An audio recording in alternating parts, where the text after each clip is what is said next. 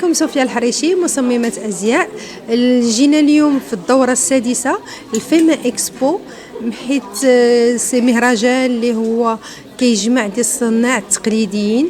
وهذا العام سبيسيالمون هذا العام هو 100% سيدات، المشاركات كلهم سيدات، ما كاينش الرجال بحال العوامات اللي قبل.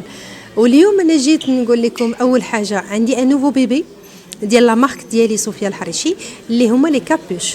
هذوك لي كابوش اختاريت ليهم الثوب ديال المليفه وطرزات ديال ايات قرانيه، وكاين الخميسه، كاين حروف عربيه، كاين فيهم بزاف ديال الحوايج. ودرتهم اونيسكس حيت بزاف الناس كيهتموا بالكابوش. دونك قلت مع راسي علاش لا، حتى حنايا راه عندنا منتوج ديالنا نقدروا نخرجوا جميع الموديلات وجميع الاشياء.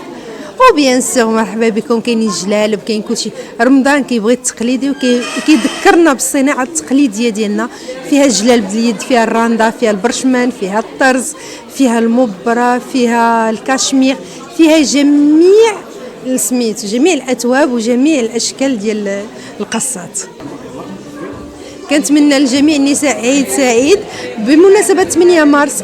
كنطلب من جميع النساء يحتفلوا براسهم ويعيدوا راسهم ويقولوا راسهم هما أحلى نساء الكون.